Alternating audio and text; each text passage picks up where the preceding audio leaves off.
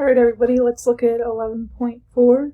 The first problem we're going to show is that the sum of the odd numbers, a finite sum of odd numbers, is going to equal n squared.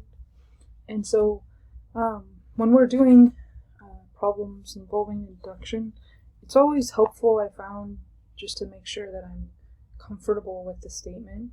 And even though in the first condition we're showing that the statement is true for n equals 1, often what I'll do is just do it further just to make sure that I believe that statement. So for instance, when n is 1,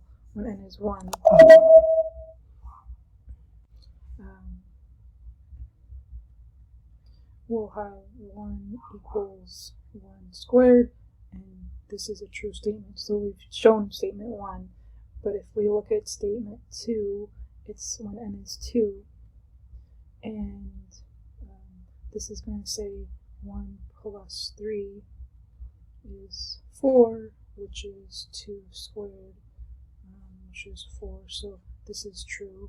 If we were to try n equals 3, 1 plus 3 plus 5, this is 9, which is 3 squared.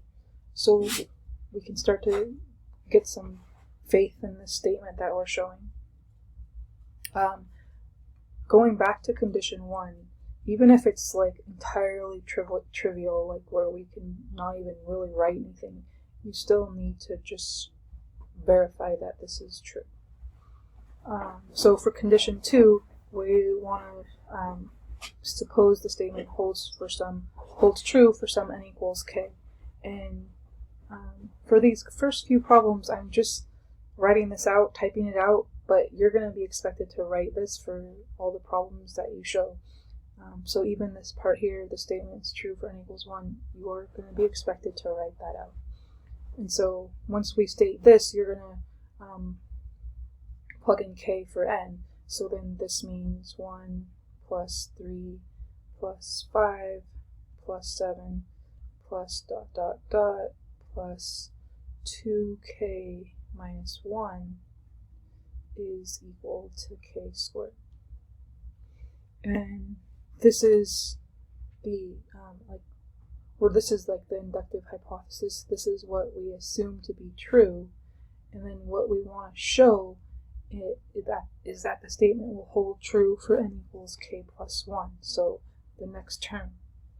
And what we do to show this is, well, when we plug in the k plus 1 term, this is going to look like 1 plus 3 plus 5 plus 7 plus ... plus the kth term, 2k minus 1, plus the k plus 1th term, minus 1. And then this is supposed to equal k plus 1 squared, because it's that k plus 1th term. And so when we clean this up, we'll have 1 plus 3 plus 5 plus 7 plus ...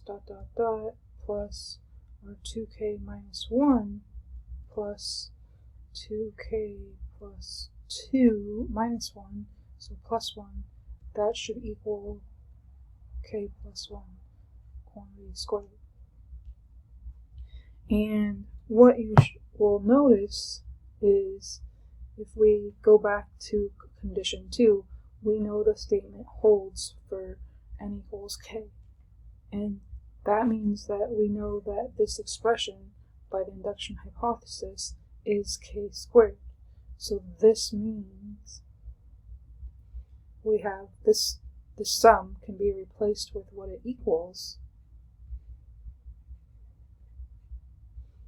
and we're trying to show that this left side is the right side, and this left side in fact factors to k plus 1 squared, which is the right side. And so we showed the k plus 1th term is true. So then what we do for our conclusion is that we state, since conditions 1 and 2 are satisfied, the condition is true for all natural numbers by mathematical induction. You could also abbreviate the PMI for principal mathematics induction. And so this is how you do the induction problems. Let's look at some more examples.